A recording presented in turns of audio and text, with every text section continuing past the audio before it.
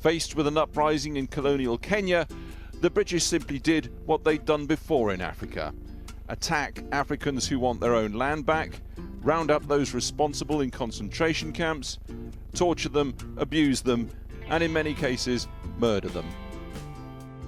Welcome to African Facts channel, where we delve deep into the significant events that have shaped Africa. Today, we're exploring one of the most complex and significant revolts in African history: the Mau Mau Rebellion in colonial Kenya. Stay tuned as we uncover the roots, progression, and lasting impacts of this pivotal uprising. The Mau Mau Rebellion, occurring between 1952 and 1960, was one of the first nationalist revolutions against modern European colonialism in Africa. Unlike many subsequent revolts, the Mau Mau was led almost entirely by peasants, primarily from the Kikuyu ethnic group, who fought with incredible courage and determination against the British colonial government. To understand the Mau Mau Rebellion, we need to delve into the colonial political economy of Kenya. When the British colonized Kenya in the early 20th century, they alienated fertile lands from the Kikuyu farmers in central Kenya, redistributing them to white settlers. White settlers, primarily from Britain, arrived in Kenya in the early 20th century. They came at the invitation of the colonial government under Commissioner Charles Elliot. These settlers established communities in the Kenyan highlands, attracted by the fertile soil and the cool climate, which was similar to that of Europe. However, this area was the ancestral home of many Kikuyus, who were consequently left landless. The Kikuyu were forced into overcrowded reserves known as native reserves. This led to severe land shortages and forced many Kikuyu to become squatters on European farms in the Rift Valley.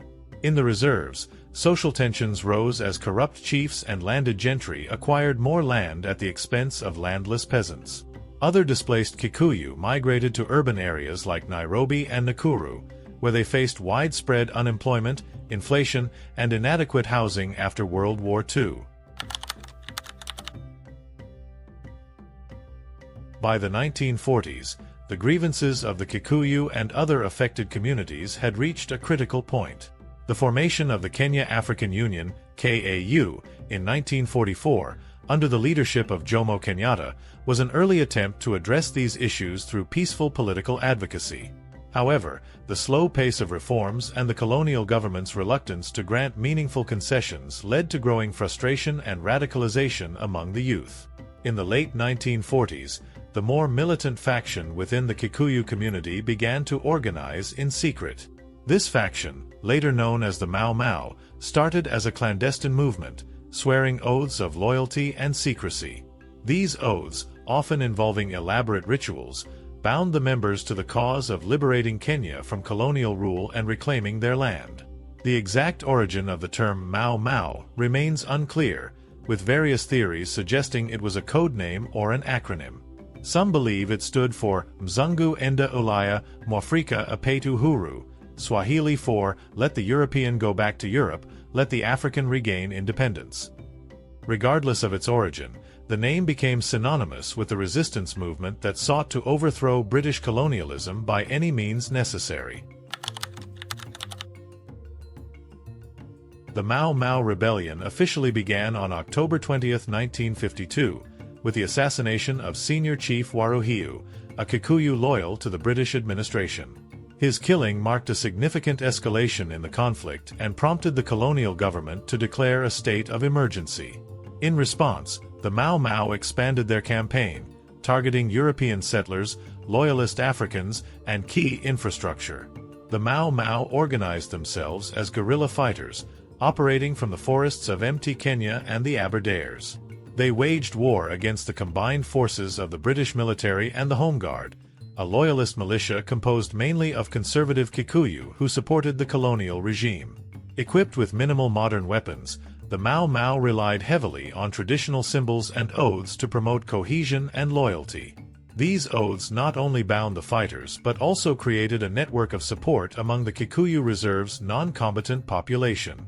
The oathing ceremonies were deeply symbolic, invoking ancestral spirits and Kikuyu traditions to solidify commitment to the cause. Life for the Mau Mau fighters was harsh and precarious. They faced constant threats from British forces, harsh weather conditions, and limited supplies. Despite these challenges, their resolve remained strong, driven by a desire to reclaim their land and freedom. The British response was swift and brutal. They launched a massive counterinsurgency campaign marked by brutal tactics aimed at suppressing the rebellion and breaking the will of the Mau Mau fighters. The British military, along with the Home Guard, implemented a villagization policy, forcibly relocating Kikuyu peasants into tightly controlled villages to cut off support for the Mau Mau.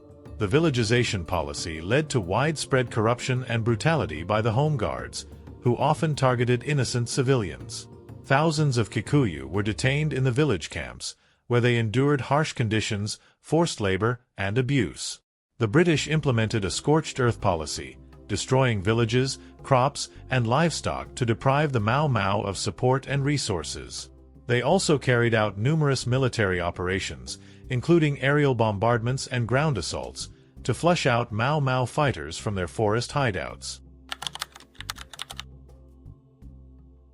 Several key figures emerged on both sides of the conflict. On the Mau Mau side, Dedan Kimathi stood out as a charismatic and skilled leader. Kimathi, a former teacher, became the commander-in-chief of the Mau Mau's military wing, known as the Kenya Land and Freedom Army, KLFA. His ability to organize guerrilla warfare and evade capture made him a symbol of resistance and a thorn in the side of the British authorities. Other notable Mau Mau leaders included Stanley Mathenge and General China, Waruhiu Aitot. Mathenge was a strategist who played a crucial role in coordinating attacks and maintaining the morale of the fighters. General China, known for his bravery and tactical acumen, was eventually captured and turned into a valuable informant for the British, highlighting the complexities of loyalty and survival in the rebellion.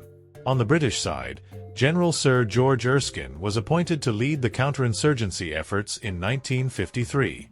His tenure saw the intensification of military operations, including the use of aerial bombardments and extensive ground patrols. The British also employed psychological warfare tactics, such as propaganda and divide-and-rule strategies, to weaken the Mau Mau's support base. The conflict saw numerous significant battles and atrocities on both sides. One of the earliest and most notorious incidents was the Lari massacre on March 26, 1953. Mau Mau fighters attacked the village of Lari, killing around 150 loyalist Kikuyu men, women, and children. This atrocity sparked severe reprisals from the British, including mass arrests, executions, and retaliatory attacks on Kikuyu villages suspected of harboring Mau Mau sympathizers. In response to the escalating violence, the British launched Operation Anvil in April 1954, a massive security sweep in Nairobi aimed at rooting out Mau Mau operatives.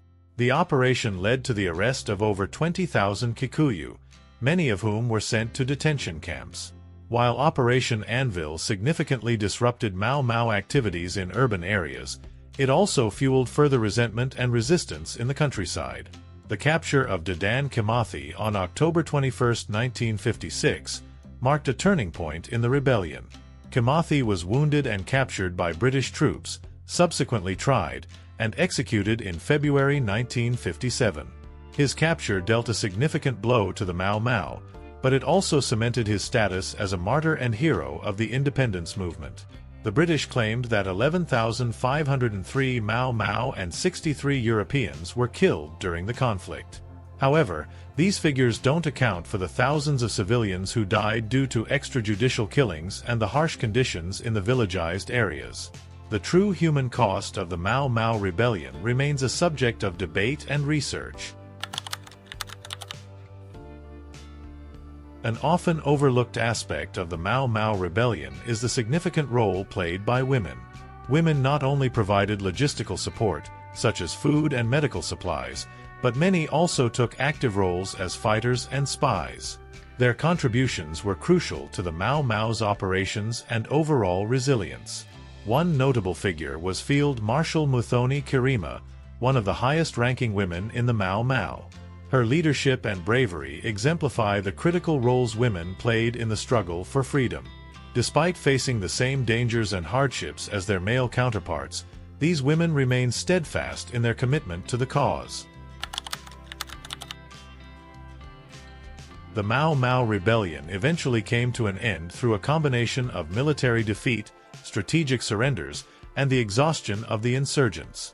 After the rebellion, the British government initiated a rehabilitation program aimed at re-educating and reintegrating former Mau Mau fighters.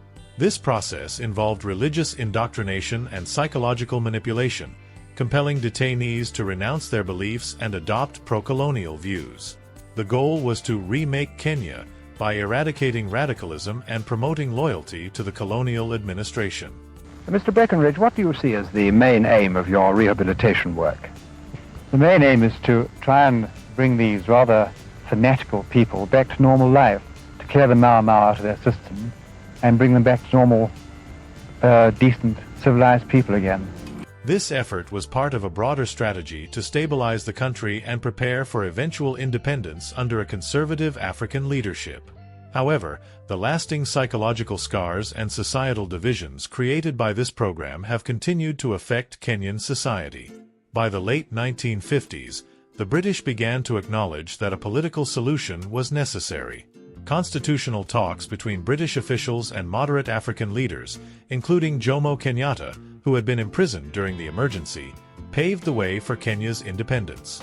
The Lancaster House conferences held between 1960 and 1963 were crucial in negotiating the terms of independence and the establishment of a democratic government. On December 12, 1963, Kenya officially gained independence, with Jomo Kenyatta becoming the nation's first prime minister and later its first president. The Mau Mau Rebellion, with its profound sacrifices and enduring spirit of resistance, played a pivotal role in shaping the new nation. The fighters' demands for land reform, political representation, and social justice became central to the post-independence government's policies. The Mau Mau Rebellion remains a controversial and complex chapter in Kenyan history. For many, it symbolizes the ultimate sacrifice for freedom and justice, a testament to the indomitable spirit of those who fought against colonial oppression. For others, the violence and divisions it wrought highlight the complexities and moral ambiguities of liberation struggles. In contemporary Kenya, the Mau Mau are honored as freedom fighters, and their contributions to the country's independence are commemorated in various ways. Monuments, museums, and annual celebrations serve as reminders of their struggle and the price of freedom. In 2013, the British government officially recognized the injustices committed during the rebellion, offering an apology and compensation to survivors, further solidifying the historical significance of the Mau Mau movement. The British government recognizes that Kenyans were subject to torture and other forms of ill treatment at the hands of the colonial administration. The British government sincerely regrets that these abuses took place and that they marred Kenya's progress towards independence. Torture and ill treatment are abhorrent violations of human dignity, which we unreservedly condemn. The legacy of the Mau Mau Rebellion continues to influence Kenya's socio-political landscape, serving as a powerful reminder of the cost of freedom and the enduring quest for justice and equality. By understanding this history, we honor the resilience and bravery of those who fought for Kenya's liberation, ensuring their legacy continues to inspire future generations.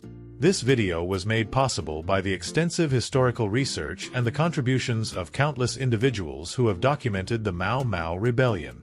We extend our gratitude to the historians, survivors, and scholars whose work has preserved this critical chapter in Kenya's history. Thank you for watching, and remember to like, share, and subscribe for more insightful stories from history.